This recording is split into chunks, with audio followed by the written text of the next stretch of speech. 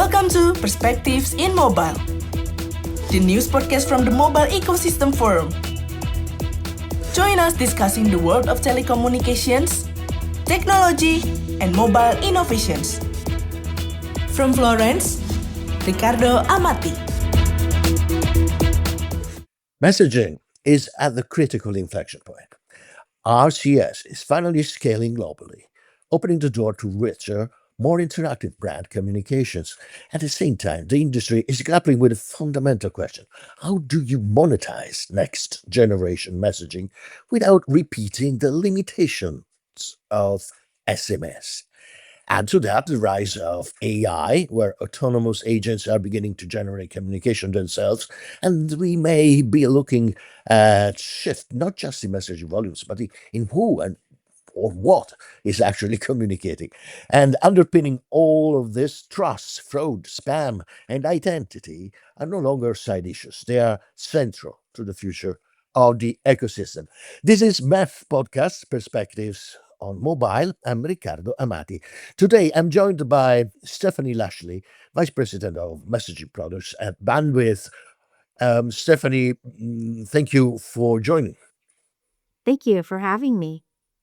Stephanie brings deep industry experience, including more than 15 years at Sprint before, isn't it? That's right.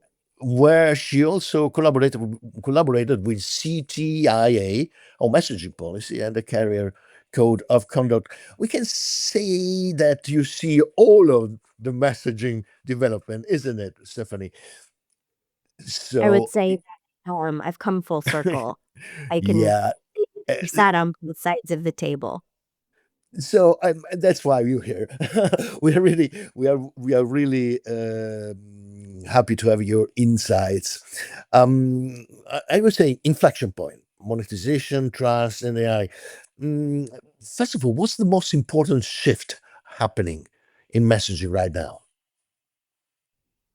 I would say that the most important shift in messaging right now is the evolution of A2P, so application to person messaging.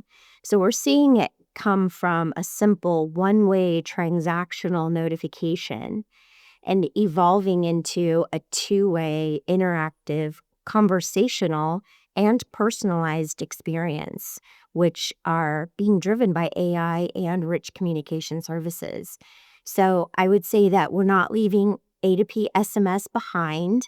Rather, A2P SMS is evolving and being strengthened as, I would like to call it, an indispensable backbone, if you will, for critical communication. So So I an, would say an evolution rather than an SMS depart. A2P disappearing. Right, exactly. I would say it's evolving, and A2P SMS still serves as that backbone rather than a complete departure. Sure. But of course, the new thing is rich interactive experiences. And Right. how much RCS are growing? Is it really renewing the industry alignment, or is just something that okay, we know it's there, but we don't know if we should apply it now because we don't know exactly how to monetize and all. So, what's your take on this? Debate in the industry. I would say RCS is growing and providing kind of a renewed industry alignment. I would say with Apple's adoption or parlay into RCS has really skyrocketed its potential. So I feel like the the moment we've all been waiting for, RCS actually being adopted, is here. We've been waiting a long time. The industry's been working on this for quite a long time, and we're finally at a point where brands are actually adopting RCS, and it's pretty exciting. Mm. And what did you see in the last year or year and a half? What did you see changing more? I mean, what unlocked, let's say, the scale of RCS? I would say Apple's iOS 18 support. I would say basically having Google and Apple both offering RCS or integrating with RCS has been a huge opportunity, and it's really opened up a lot. I think that RCS offers, higher click-through rates, higher conversion rates. It's a very effective marketing tool, and I also think that it offers, this opportunity for conversational commerce. I spoke about that at MEF, not this time in Barcelona, but last time in 2025 about this concept of conversational commerce. And I think that, the fact that RCS supports carousels, action buttons, allowing users to browse, buy within that chat window really unlocks a customer experience that we haven't had before. Right. So let's say a company like Bandwidth, for example, needs to have the reach messaging aspect, but keep SMS and over the top apps that you had before. I mean, is this something that could, take the place of other things? So it's just a complement at the moment, something that is complementing the scenario of messaging. I think so. I think that obviously SMS is not going away, and I think that for brands to have more tools in their tool belt, RCS is a nice complement. So you've got campaigns that are running over short code 10DLC toll free, but adding RCS just gives brands that extra Mhm. option, if you will. With MEF, we were talking a lot about multi-channel kind of approach in messaging in particular. Is this the future? How do you see it? Or there's going to be something different? I mean, having more and more, you know, technological tech advances, and does it get multiple tools, or are you seeing all this getting to one powerful AI, led kind of uh, messaging tool? I actually call it orchestration. So basically, multi channel routing. And I think it's going to play a huge part. So I don't see it evolving into this Uber messaging channel. I think that orchestration, the opportunity for a brand to choose what channel they route their messages through is going to be crucial. Um, because think about it, we have RCS, we have WhatsApp, we have SMS, and based on what type of phone the subscriber's using, what type of connectivity they have, and then what type of messaging they're sending, that orchestration or that multi-channel routing is going to be really important. Right. At the end of the day, the main point is monetize on that. It's very Right. exciting to have all these new things, but you need a plan to You need, for a business. Where future revenue will come from? What is the where do you see monetization being more important in messaging at the moment and in the next future? I see RCS driving revenue growth. I mean, we're already seeing it, right? Some of the predictions are that RCS is going to drive revenue growth from 2 billion to over 7 billion by 2030, with 35 times higher read rates than emails. So I think that it's going to take a little bit of time for the industry to build the infrastructure to support RCS. So we're just now seeing um, pricing models. We're just now seeing campaign review processes kind of evolving. So I think we're at the starting point, but in a few years, I think we're really going to see the benefits of RCS. Mhm. Is there pressure on SMS pricing and the premium opportunity? Did you see the premium opportunities as having more profit margins? I do. I think richer messaging experiences are going to command higher prices just by driving that tangible return on investment, not just engagement. I think that premium features are going to drive the value for rich communications.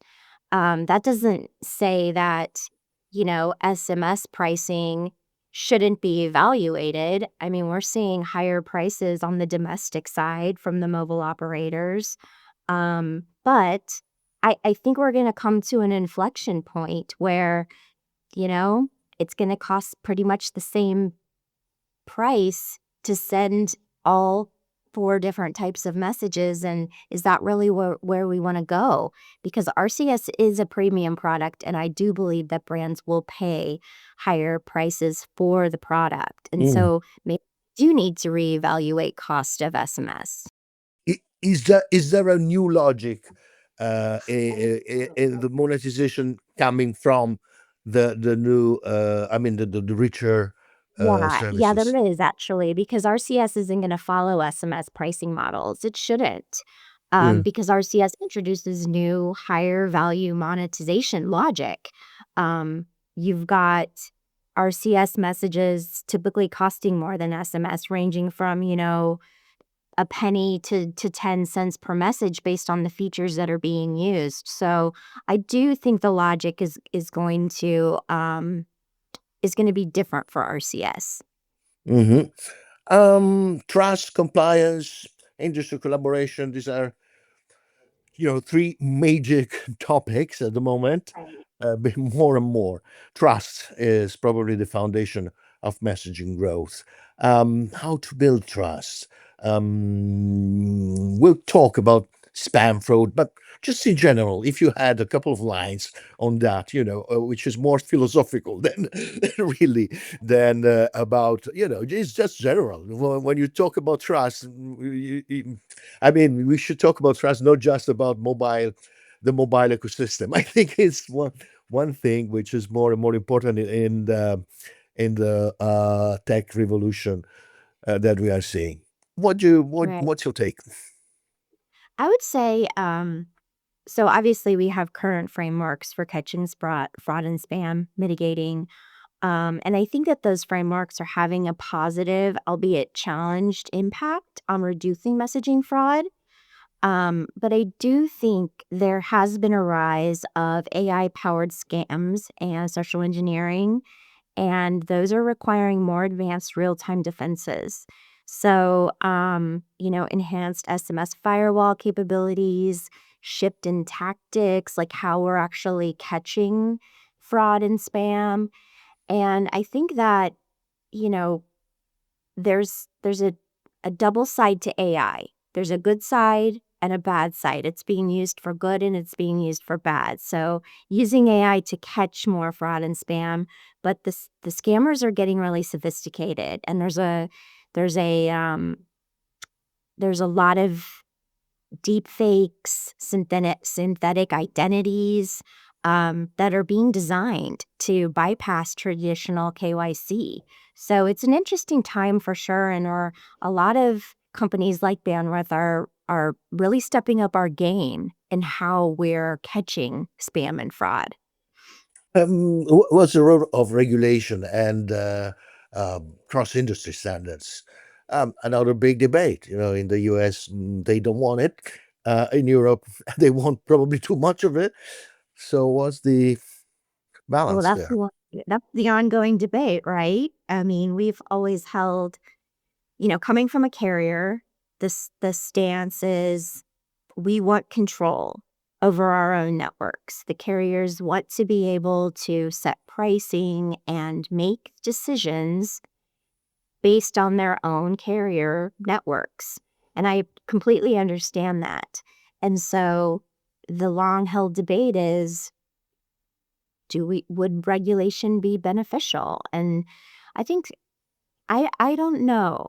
That is my answer. It's a wishy-washy answer, but I am of the opinion that I think it could help in some circumstances, maybe streamline pricing. That could be one example where regulation could help. But I do still hold to the fact that these are carrier networks. These are private networks. Mhm. And why should carriers make decisions about their own networks? Could you give us an example, our audience, an example why that's important for a carrier to have the let's say the ownership, of the trust and not just efficiency, but just in general, even to make rules that are good for the public. But I think that what we're really talking about is how important direct carrier relationships are to the ecosystem. So direct connections, basically. So um, I can talk about that. I would kind of want to stay away from regulation a little bit just because it's such a hot topic. Hmm. And is my opinion really that important on it? You know what I mean? Like, at the end of the day, if the FCC feels like the carriers are doing a good job, they're gonna leave them alone. Mm. Right. So it's the regulator responsibility. That's Right, your. it's their responsibility. If they're doing a good job, the FCC is gonna leave them alone. And so we can help the carriers keep their networks clean. That's the whole purpose of spam and fraud mitigation. That's our role as a direct connect aggregator. Bandwidth is a direct connect aggregator, and that is our responsibility to make sure that messages are wanted and compliant and legal before they leave our network. So we have regulators do the. I mean, they should do their job. This is probably what the companies. Yeah, I mean, what the companies on the field, would like to see. Uh, about AI again. Let's go back to the new thing of the next decades. Yeah. How Yeah. do multi-stream AI driven interaction impact message traffic and monetization? We have talked about it, but just from the AI point of view, what do you see in the future? Well, if it's definitely transforming messaging. So, like I said in the beginning, AI is kind of transforming that one-way, passive, user-driven communication into a more proactive, autonomous interaction. Um, and I think it's shaping the role of telecom networks from simple pipelines into these AI native infrastructures. So it's definitely reshaping messaging. Um, and I do think that we'll see an impact on traffic. We'll see an impact on monetization. Um, and I think it's kind of this evolution, right? It's going from a simple alert where you're just receiving an alert on your phone to something more nuanced where you're actually able to have a conversation. Mm. Okay, that's of course part of the future in this industry. What messaging should focus on next? Let's, for example, what is underestimated at the moment, on your opinion? Yeah, I uh, I think in my opinion, two-way conversation um, is underestimated. I think that we've used it for this mass marketing one-way communication for years, and I feel like we're at a point where we could really leverage messaging to build relationships through direct interaction. So I feel like that's what's underestimated in messaging is being able to really embrace it for this two-way conversational tool. Something that is you see as overhyped in messaging right now. Oh, the hype. Yeah. I personally feel like replacing human communication entirely with AI chatbots Mhm. is all the rage right now. Everybody's talking about it, but I think the reality, AI and SMS is still largely kind of a junior partner. I think that it's still human. The human aspect of conversations is what's going to make it useful and going to be sticky for brands to use. Stephanie, you've been appointed again in the board of the Mobile Ecosystem Forum. Uh, so I must ask you, first of all, what should MEF members prioritize to stay competitive over the next 2-3 years? I would say embracing conversational messaging and using AI as a means to augment that human interaction rather than completely letting AI and chatbots take over that communication. That's what I would say. What does it mean for you to be in the mobile ecosystem forum board? What does it bring? Does it bring to your uh, job as a manager with bandwidth? I would say the role of MEF board member brings accessibility. So having a seat at the table, being able to influence the industry and how we should um, view the products, what compliance and industry problems we can solve together. I think that NEF is a forum that promotes communication, promotes collaboration, and that's one of the reasons why I really enjoy being an MEF board member. I've been on the board since 2025, and I've had the opportunity to meet some amazing people in the industry and talk about industry problems that we are all facing.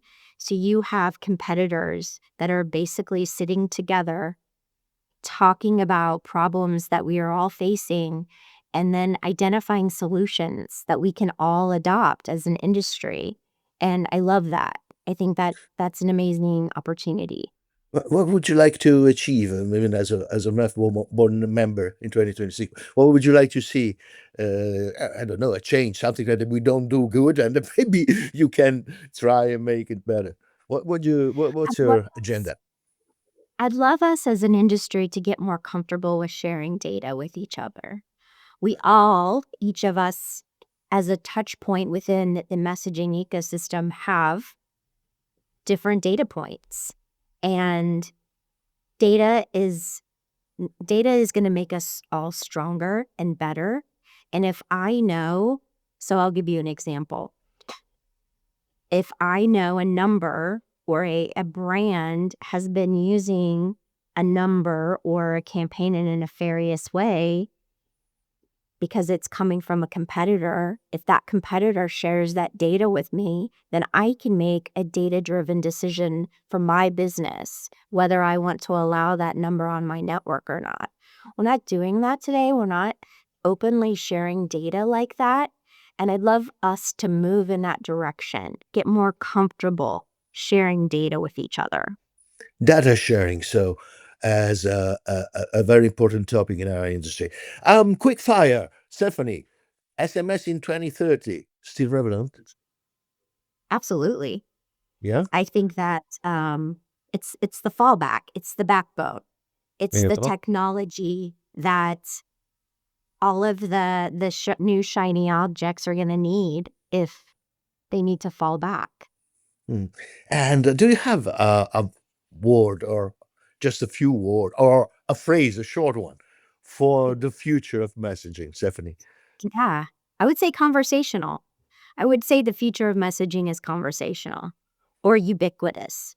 You referring to the universal enriched standard messaging that together RCS and SMS will provide. It's a partnership. There's a partnership between SMS and RCS. Stephanie Lashley, Vice President of Messaging Products at Bandwidth. Thank you for your insights. Thank you for being with us in our podcast today. And good luck with your work, Stephanie. Thank you. Thank you for having me. And thank you to all of you for listening to my podcast Perspective on Mobile. I'm Riccardo Amati. Stay tuned. Good luck with your work. Thanks for listening to Perspectives in Mobile. Join us next as we explore telecoms, technology, and mobile innovations. Stay tuned, stay connected, and let's unlock the mobile potential together.